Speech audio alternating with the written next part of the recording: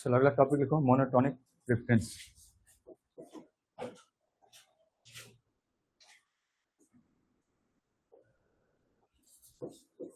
Monotonic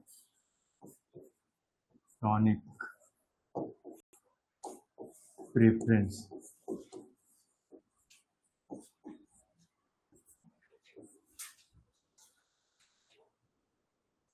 अंकित आ रहा है?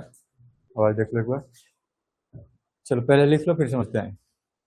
Monotonic preference means, देखो monotonic preference means,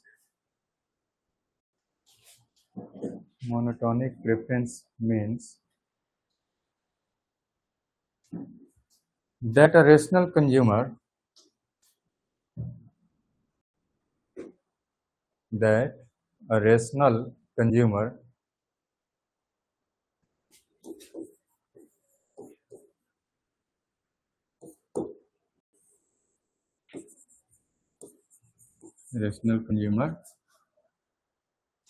always prefers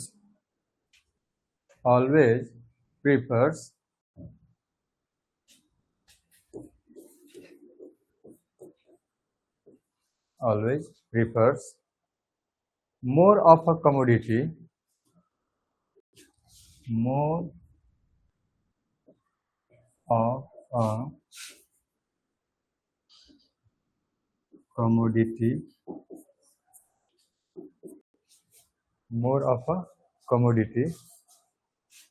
as it offers him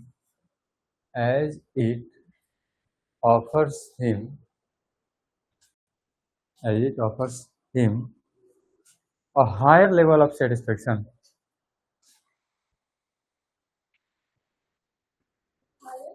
Higher level of satisfaction.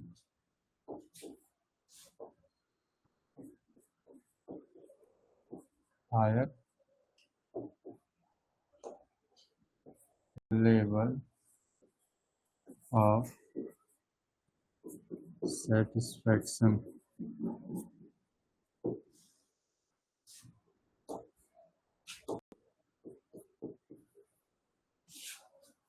हो गया? Full stop.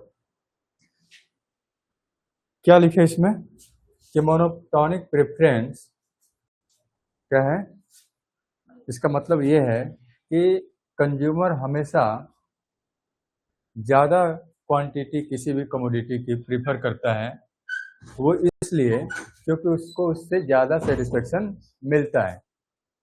किसी भी कमोडिटी की ज़्यादा से ज़्यादा यूनिट का अगर कंजम्पशन कर रहे हैं तो कोई भी कंज्यूमर ज़्यादा क्वांटिटी किसी भी गुड्स का इसलिए प्रेफर कर रहा है क्योंकि उससे जो यूटिलिटी है उसको ज़्यादा मिल रही है। ठीक है, अब जैसे law of diminishing marginal utility भी हमने डिस्कस किया हुआ है, तो उसमें हमने ये कहा कि जैसे जैसे क्वांटिटी बढ़ती है अगले यूनिट से मिलने वाला जो सेटिस्फेक्शन है वो कम होता है। लेकिन यहाँ पे ध्यान देना, हम मोनोटोनिक प्रेफरेंस कह रहे हैं तो हम ऐसे कमोडिटी और क्वांटिटी की बात कर रहे हैं किसी भी, कि जितना ज़्यादा क्वांटिटी होगी उतनी ही ज़्यादा आपको सेटिस्फेक्शन मिलेगी। ठीक है, तो इसको हम कहते हैं मोनोटोनिक प्रेफरेंस। मतलब कि कंजम्पशन अगर इंक्रीज होता है तो टोटल यूटिलिटी भी बढ़ेगी। ठीक है ना? अगर मार्जिनल यूटिलिटी वाले कॉन्सेप्ट में भी जाओगे जहाँ पे law of diminishing marginal utility हमने डिस्कस किया था, तो भले ही अगले वाले यूनिट से आपको सेटिस्फेक्शन कम हो रहा था लेकिन टोटल यूटिलिटी तो बढ़ रही थी ना, और जहाँ पे मैक्सिमम हुआ उसके बाद वो डिक्लाइन होना स्टार्ट हुआ। लेकिन जब तक मैक्सिमम नहीं है, जहाँ पे उस गुड्स की मार्जिनल यूटिलिटी 0 नहीं है, तब तक तो टोटल यूटिलिटी बढ़ रही है। तब तक तो क्या हो रही है? टोटल यूटिलिटी बढ़ रही है। तो मोनोटोनिक प्रेफरेंस यही बताता है कि कोई भी कंज्यूमर, रैशनल कंज्यूमर, वो क्या करेगा? किसी भी गुड्स की ज़्यादा से ज़्यादा क्वांटिटी का क्या करेगा? कंजम्पशन करेगा या फिर प्रेफर करेगा ज़्यादा क्वांटिटी किसी भी कमोडिटी की, इसलिए क्योंकि जो सेटिस्फेक्शन है उस गुड्स से जो उसको मिल रहा है वो क्या मिल रहा है? ज़्यादा मिल रहा है। ठीक है, सेटिस्फेक्शन उसको उस गुड्स से ज़्यादा मिलेगा, तो इसलिए ज़्यादा क्वांटिटी को प्रेफर किया जाता है। तो मोनोटोनिक प्रेफरेंस अगर हम बात करें एग्जांपल की, 2 गुड्स का एक बंडल ले लेते हैं। ठीक है, दो गुड्स का बंडल ले लेते हैं और कंपेयर करते हैं दोनों में कितनी कितनी क्वांटिटी है। तो क्वांटिटी देखो, जैसे कि अगर हम बात करें कि एप्पल और बनाना, ये हम दो कमोडिटी ले लेते हैं, एप्पल और बनाना, ठीक है। तो एप्पल और बनाना में क्वांटिटी ले लेते हैं, पहला कॉम्बिनेशन ले लेते हैं 10 एप्पल और इसके साथ हम 10 बनाना ले लेते हैं। तो एक पेयर हम ये ले लेते हैं 10 एप्पल के साथ 10 बनाना। एक और पेयर हम ले लेते हैं 7 एप्पल और 7 बनाना। अब इन दोनों बंडल में अगर किसी कंज्यूमर को कहा जाए कि चूज करो कि कौन सा बंडल आप प्रेफर करोगे, तो कौन सा प्रेफर करेगा वो? पहले वाला। क्यों पहले वाला प्रेफर करेगा? क्योंकि इसमें क्वांटिटी एप्पल और बनाना दोनों की ज़्यादा है एज कंपेयर टू सेकेंड वाले ऑप्शन में, ठीक है। ये हम ऑप्शन ले लेते हैं यहाँ पे फर्स्ट ऑप्शन और ये आपका सेकेंड ऑप्शन। तो फर्स्ट और सेकेंड में कौन चूज करेगा? फर्स्ट चूज करेगा, क्योंकि दोनों में क्वांटिटी क्या है गुड्स की, एप्पल और बनाना की, सेकेंड वाले ऑप्शन के कंपेरिजन में ज़्यादा है। तो मोनोटोनिक प्रेफरेंस यही कहता है कि आप कभी भी आप वो गुड्स के बंडल प्रेफर करोगे जिसमें क्वांटिटी ज़्यादा होगी, क्योंकि इससे आपको जो सेटिस्फेक्शन है वो ज़्यादा मिलेगी, क्योंकि गुड्स ज़्यादा है तो सेटिस्फेक्शन ज़्यादा होगा। तो सिंपल मीनिंग यही है।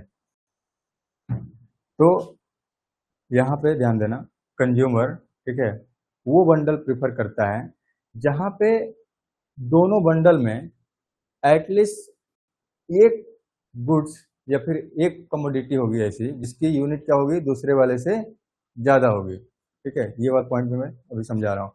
देखो, कुल मिला के यहाँ पे हम कह रहे हैं कि कंज्यूमर वो क्वांटिटी प्रेफर करता है जहाँ पे उस कमोडिटी की क्वांटिटी क्या हो, ज़्यादा होगी। तो जितने भी सारे उसके पास ऑप्शंस होंगे, वो सारे ऑप्शंस में से कौन सा वाला ऑप्शन को सिलेक्ट करेगा जिसमें गुड्स की क्वांटिटी ज़्यादा होगी। तो अब गुड्स की क्वांटिटी ज़्यादा होगी तो उसमें भी ये देखेगा कि एटलीस्ट ऐसा एक कमोडिटी तो हो जिसमें दूसरे वाले के कंपेरिजन में उसकी क्वांटिटी ज़्यादा होगी। अभी इसको भी समझ लो ऐसे कि यहाँ पे एक पेयर अगर हम ये वाला लेते हैं, ठीक है, मैं अगले पेज पे ले देता हूँ। एप्पल और बनाना का अपने कंपेरिजन लिया है, पहले वाले में हमने लिया 10A और इसके साथ 10B, ये आपका फर्स्ट ऑप्शन हो गया। सेकंड ऑप्शन में मैं थोड़ा सा वेरिएशन कर रहा हूँ, 10 एप्पल, ठीक है, और 10 एप्पल के साथ अगर हम 9 बनाना ले लें तो इस केस में क्या होगा? अगेन फर्स्ट वाला ऑप्शन चूज किया जाएगा। अब यहाँ पे देखोगे कि एप्पल का क्वांटिटी तो सेम है, लेकिन यहाँ पे बनाना की जो क्वांटिटी है सेकंड के कंपेरिजन में 1 यूनिट अधिक है। ये वाले में फर्स्ट में सेकंड के मुकाबले क्या है, बनाना की एक क्वांटिटी 1 यूनिट ज़्यादा है। तो हम कह रहे हैं कि कोई भी कंज्यूमर क्या करेगा, एक ऐसे ऑप्शन को प्रिफर करेगा जहाँ पे एटलीस्ट वन गुड्स की जो क्वांटिटी है, जितने भी अलग अलग आपके पास ऑप्शंस हैं, एक गुड्स की क्वांटिटी क्या हो, दूसरे के कंपेरिजन में ज़्यादा हो। अब यहाँ पे भले ये दोनों इक्वल हैं, सेम क्वांटिटी है, लेकिन एक गुड्स की यूनिट क्या है, दूसरे कंपेरिजन में ज़्यादा है।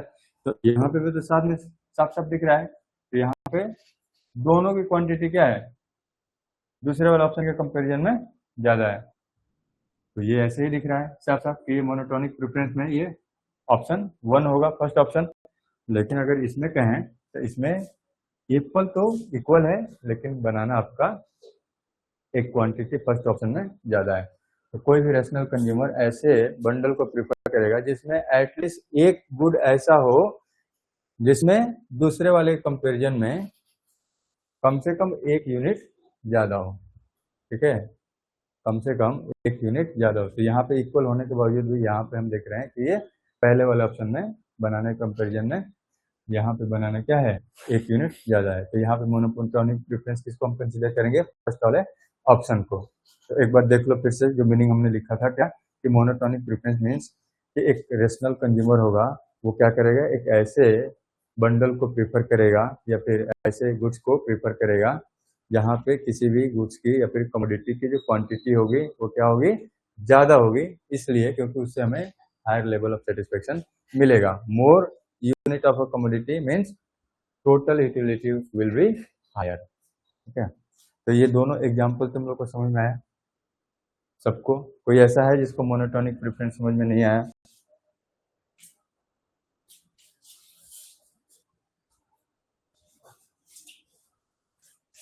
चलो, मोनोटोनिक अगर प्रेफरेंस समझ में आ गया तो फिर आगे बढ़ते हैं। अगला लिख लो, इंडिफरेंस मैप।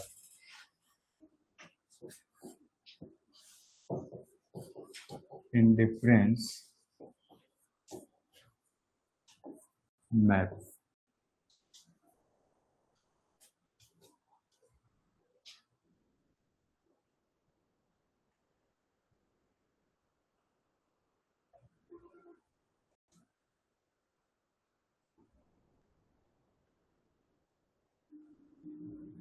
लिखो, indifference map refers to the family of indifference curve. The family of indifference curve. Family of indifference curve that represent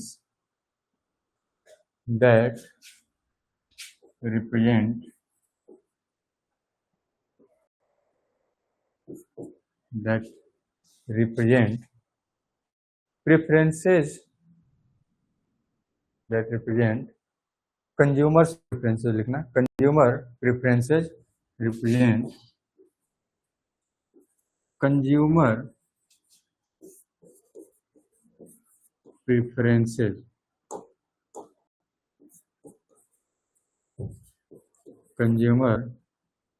preferences over all the bundles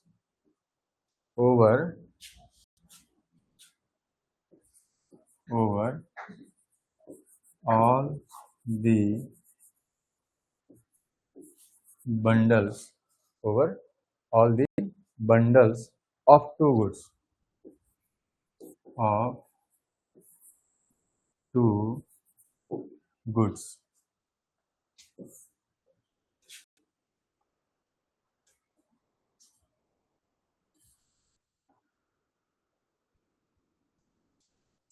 indifference map.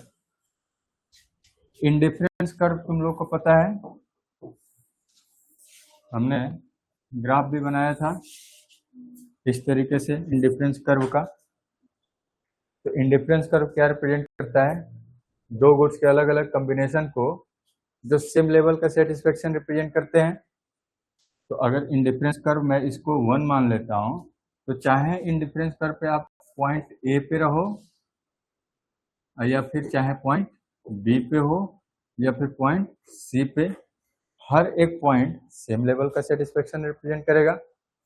Difference क्या होगा कि गुड्स का जो combination होगा वो अलग अलग होगा। जैसे यहाँ पे हमने रिप्रेजेंट किया था, एक्स एक्सिस पे एप्पल, वाई एक्सिस पे बनाना, यही था ना। दो गुड्स की हम क्वांटिटी रिप्रेजेंट कर रहे हैं, एप्पल और बनाना की, एप्पल को एक्स पे और वो बनाना की वाई पे। तो जितने भी हम पॉइंट्स इस आईसी कर्व पे रिप्रेजेंट कर रहे हैं वो क्या दिखा रहा है, कुछ क्वांटिटी बनाना की, कुछ क्वांटिटी एप्पल की, हर एक पॉइंट यही रिप्रेजेंट करेगा। तो केवल क्या है, हर एक कॉम्बिनेशन में गुड्स की क्वांटिटी अलग है बंडल में। अब यहाँ पे पॉइंट ए पे जो बंडल है, यहाँ पे बनाना की क्वांटिटी आपकी इतनी है और एप्पल की इतनी है। यही क्वांटिटी चेंज हो जाएगी पॉइंट बी पे, एप्पल की क्वांटिटी बढ़ जाएगी और बनाना की घट जाएगी, तो दूसरा कॉम्बिनेशन मिल गया। ठीक इसी जगह सी पे अलग कॉम्बिनेशन मिल जाएगा। लेकिन हर एक कॉम्बिनेशन क्या कर रहा है, सेम लेवल ऑफ सेटिस्फेक्शन को रिप्रेजेंट कर रहा है।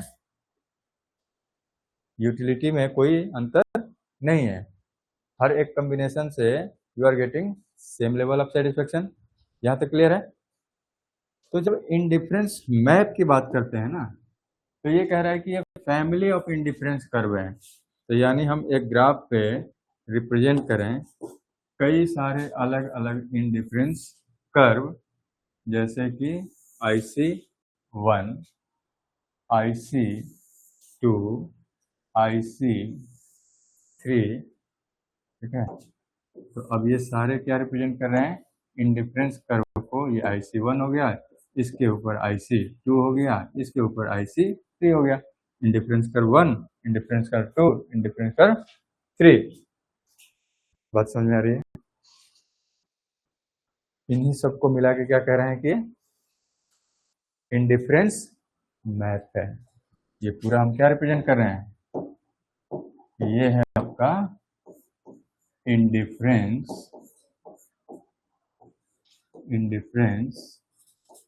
मैप। तो अब यहाँ पे मैप का मतलब क्या हुआ कि कई सारे अलग अलग इंडिफरेंस कर्व को हम एक साथ रिप्रेजेंट कर रहे हैं और सबको मिला के हम नाम दे रहे हैं क्या चीज, इंडिफरेंस मैप। फैमिली में क्या होते हैं, कई सारे अलग अलग मेंबर होते हैं। तो ठीक इसी तरीके से हम इंडिफरेंस कर्व की यहाँ बात करें कि कई सारे अलग अलग इंडिफरेंस कर्व को एक साथ हम रिप्रेजेंट करें तो इंडिफरेंस कर्व की फैमिली बन जाएगी। ठीक है, इंडिफरेंस कर्व की क्या हो जाएगी, कई सारे अलग अलग यहाँ पे पार्ट हम दिखा रहे हैं।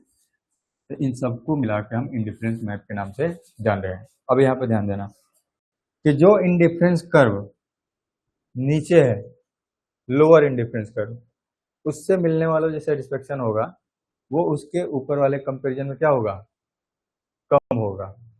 या फिर दूसरे शब्दों में जो इंडिफरेंस कर्व दूसरे इंडिफरेंस कर्व के कंपैरिजन में हायर लेवल पे होगा तो उससे सेटिस्फेक्शन क्या होगा,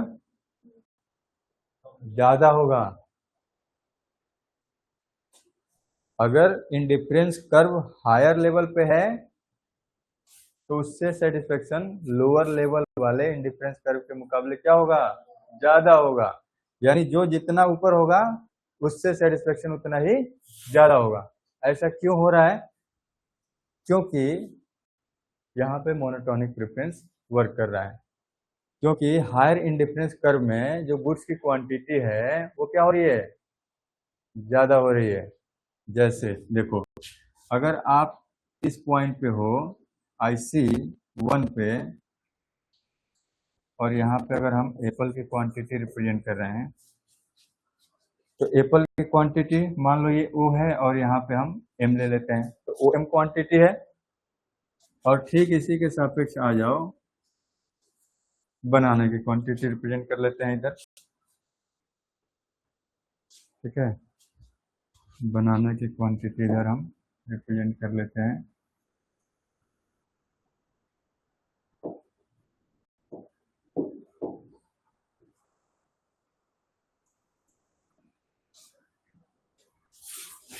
तो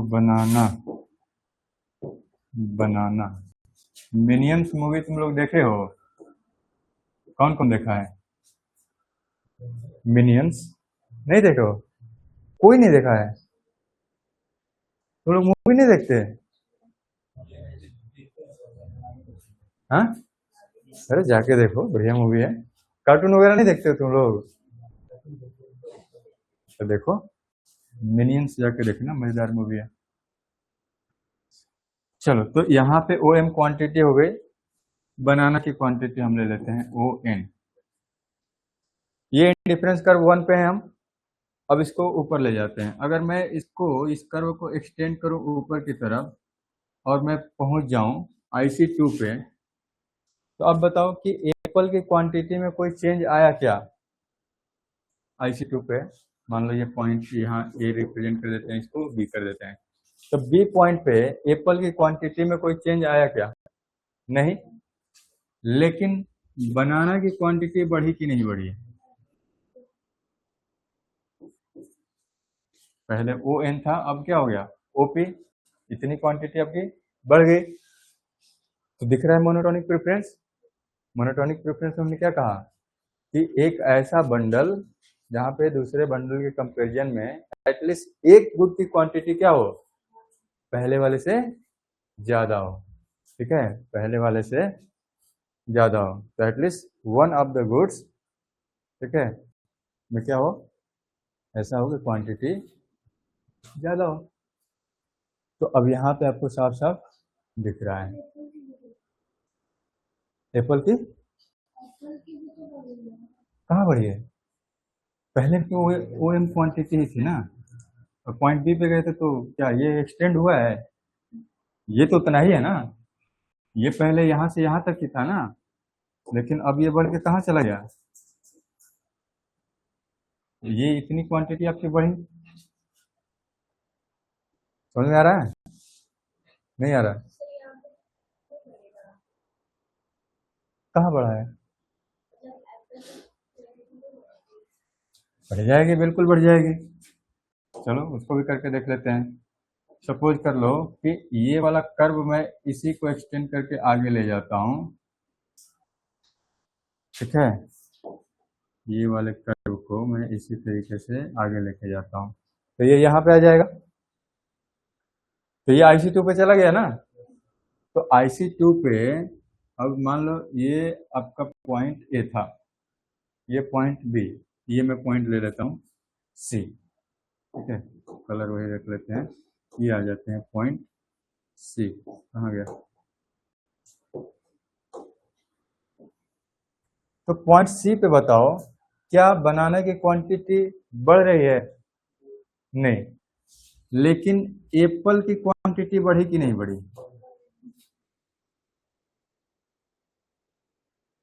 इतनी एप्पल की क्वांटिटी बढ़ गई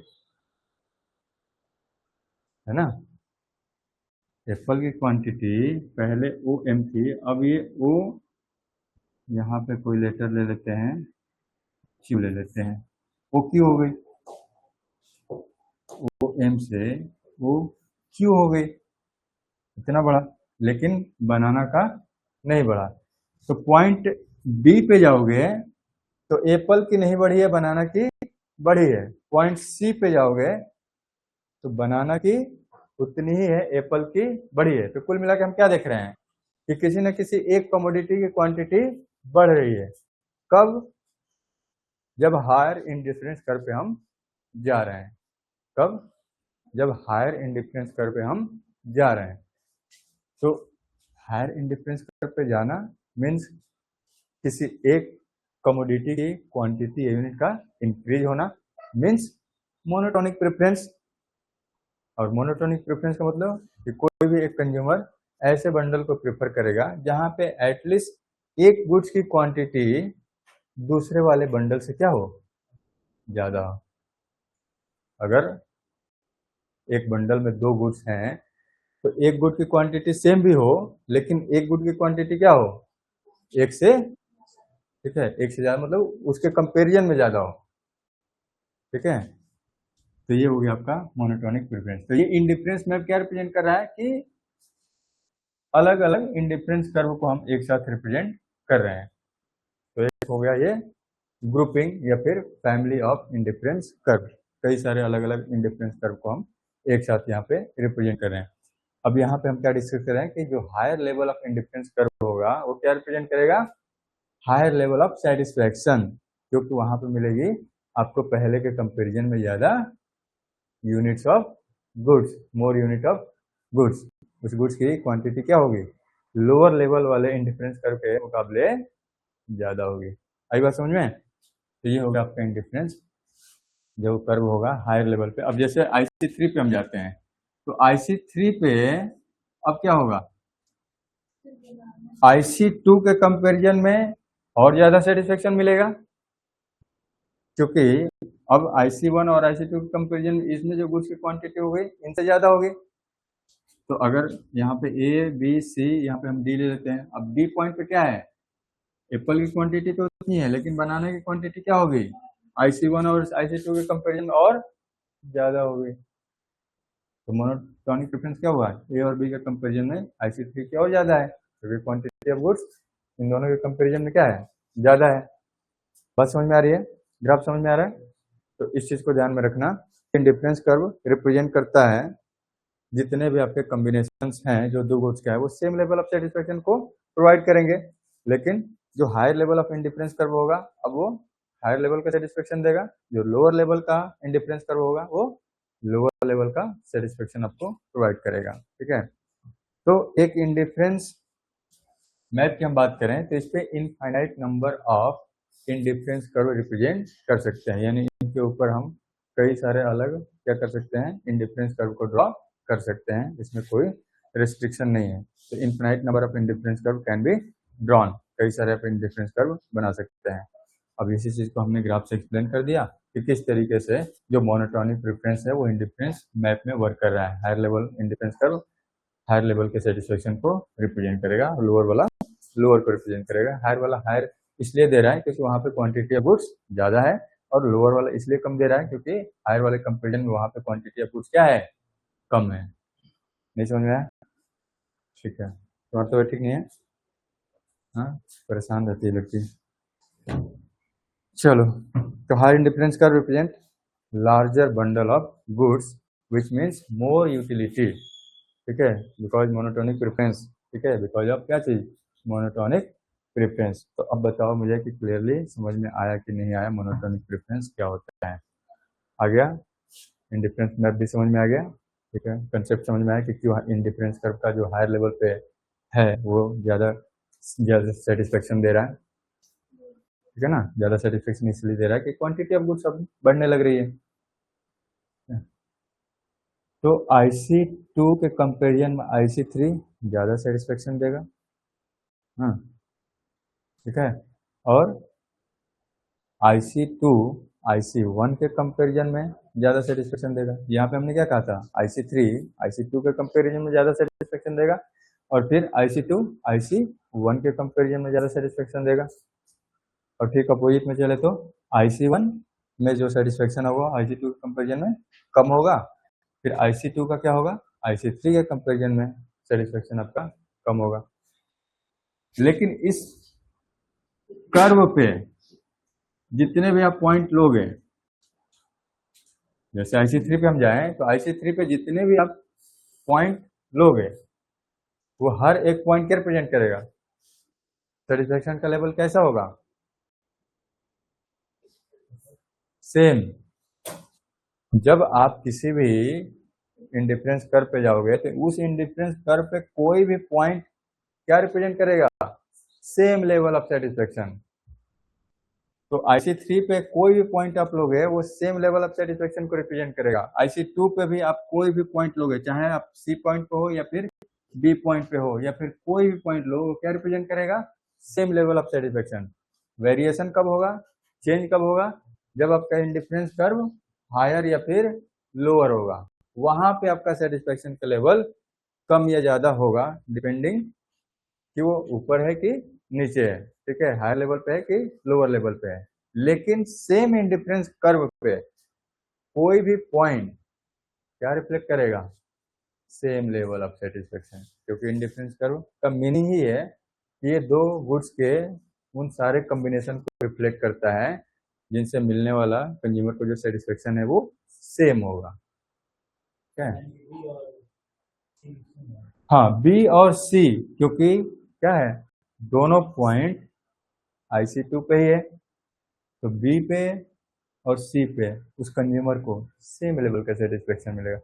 केवल क्वांटिटी का वेरिएशन है, यहाँ पे एप्पल की क्वांटिटी ज्यादा है C पे, और B पे क्या है, बनाना की क्वांटिटी ज्यादा है। दिख रहा है ना, पॉइंट C पे एप्पल इतना है और बनाना ON है, लेकिन पॉइंट B पे आओगे तो एप्पल OM है और बनाना OP है। तो बनाना इसमें B पे ज्यादा है और इसमें C पे एप्पल ज्यादा है, बनाना कम है। तो कुल मिला के कोई भी कॉम्बिनेशन लो, वेरिएशन होगा कॉम्बिनेशन में, गुड्स की क्वांटिटी अलग अलग होगी, लेकिन सेटिस्फेक्शन आपका सेम लेवल का होगा। यही आपका इंडिफरेंस कर्व का मतलब। और जब हम ऐसे ग्रुपिंग की बात करते हैं जिसमें कई सारे अलग अलग इंडिफरेंस कर्व को हम रिप्रेजेंट कर रहे हैं, तो उन सबको मिला के इंडिफरेंस मैप का नाम देते हैं। ठीक है, अंजलि समझ में आ रहा है? ये लड़की घर से क्लास कर रही है।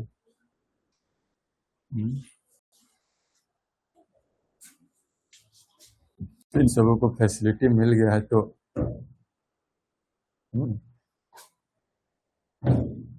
क्या कहूँ।